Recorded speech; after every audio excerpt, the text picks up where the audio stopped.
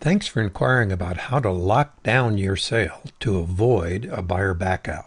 I'm Terry Hunter, and I'll share our process for closing virtually 100% of our sales. There really is an epidemic of failing sales, even when the sales are managed by agents. And sales that don't close are worse than no sale at all. What's the big deal here? Most sales do close, right? Wrong. Some weeks in the MLS, up to 94% of new sales are falling apart. This is an absolute disaster. I know one case where another agent's buyer backout cost her seller over $100,000. The pool home was in escrow and off the market for a month this summer, and it never closed. The buyer fell out of love with the home and used an uncleared contingency to cancel and back out, leaving the seller unable to sell before school started, and so no sale at all for that seller. But you're not even using an agent. You're selling by owner. So what does this have to do with the sale of your home? The answer is plenty. The problem is with the realtor sales contract that you're using. It's hardly a sales contract at all. It's actually an option. What this means is that you are bound to sell if the buyer wants to buy. But the buyer can flirt with and date other homes for 3 weeks or even more after signing a contract with you. Meanwhile, you wait and wait and wait. If she finds a deal she likes better, you're out. That's the option part. She can decide to go through with it or not. Meanwhile, you've been turning away other buyers this whole time. And once you turn them away, they're gone for good. The problem is that the sales contract your friendly realtor gave you is as unenforceable for you as it is for the realtor. And they simply don't have anything better to help you sell either. But we do. And we will share it with you for free to help you sell by owner. All we ask is that if you later decide to interview agents, just keep Hunter Broker in mind. Some time ago, we spent major time and money with our attorney to plug the holes in the realtor contract. We've tested our new approach, and it works great. The key is to have the buyer remove all the sale-killing contingencies at the same time that the contract is signed, and not 2 to 3 weeks later as called for in the realtor contract. So why doesn't every agent and seller do it that way? Well, number one, it's different than the usual approach. Number two, it's more work than the usual approach. And number three, most agents don't really get what a disaster it is for sellers when their sales transactions fall apart. And consequently, most agents don't prepare to close until they already have a buyer. Once they do have a buyer, then they start to get ready to close. But this doesn't work at all. What does work is to be ready to close escrow the very day that you go on the market. In fact, we recently negotiated an overmarket sale on a Friday, removed all contingencies on the same day, and closed on the following Wednesday, a 4-business day escrow. This was fast even for us. We usually remove the sale killers and then add back in our 2 safe contingencies. The buyer feels safe, and we know the sale will close because we understand our own 2 contingencies.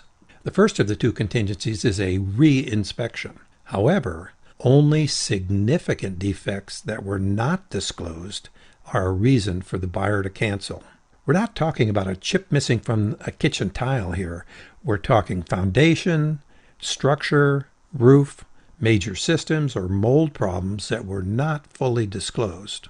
And you know there are no serious problems because you've already inspected the home. And even if something does come up, this is still not a reason to cancel if you simply fix the problem. The buyer feels safe and so is willing to sign off because they have 10 days after signing to do their reinspection. This is fair for everybody. Seller repairs can be a major source of stress and hassle in the usual sale. If you do them up front, that is before you have a buyer, Then you get a higher price in the first place and you avoid buyer backout. This means that the property is sold as is. You do provide full disclosure, but more important, what the buyer sees is what she gets. There's no potential for future disagreements. So, our first contingency handles the sale-killing repair and inspection problems, but what about the second contingency I mentioned, the appraisal contingency? Appraisers are not hired by the lender anymore. So, it's about impossible to get a low appraisal fixed because there is no longer a relationship between the lender and appraiser. So why would the appraiser change his mind just because the seller wants it to be a higher appraisal? Well, my 95% appraisal contingency means that if the value that the appraiser brings in is 95% or more of the selling price, then this is close enough. And this is negotiated when the buyer is excited, when the contract is first signed, and not later when a low appraisal comes in. This 95% appraisal agreement goes still further. If the value comes in less than 95%, then you can force the sale by reducing the sale price with no additional buyer approval.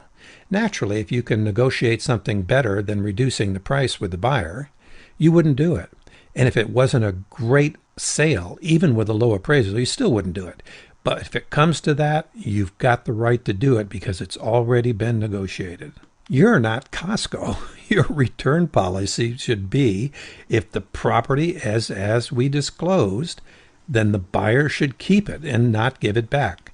This is fair for you and fair for the buyer.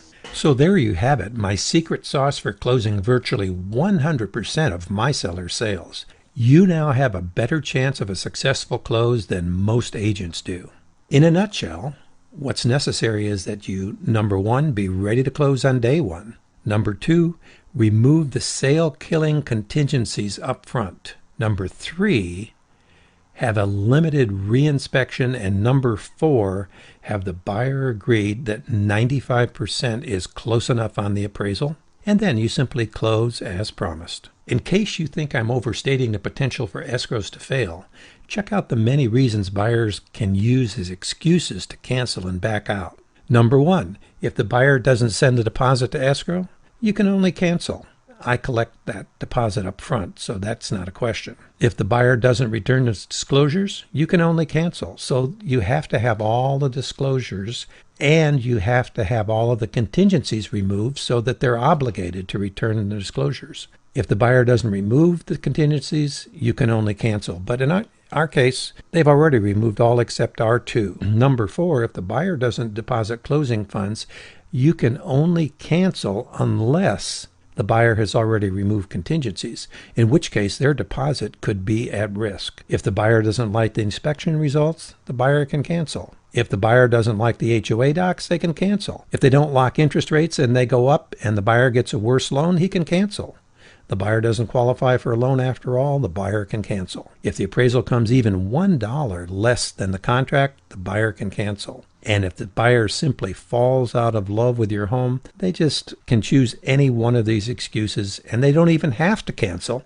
They just stop responding and request that they get their money back. And what happens when the buyers cancel and get their deposit back? The answer is you start all over again with a shop-worn home that's been on the market too long. So I'm not overstating the problems. I see it time and time again with other agents' sales. And if you want a closed deal, you need to do it different than other agents are doing it. I hope these ideas help you close your sale once you do find your buyer. If you have questions, call me for help. I'm Terry Hunter at 949-278-1595. Good luck with your sale. P.S. Don't forget, if you later decide to interview good agents for selling your home, please keep Hunter Broker in mind. Thanks for listening. I look forward to talking to you in person. Terry Hunter, 949-278-1595.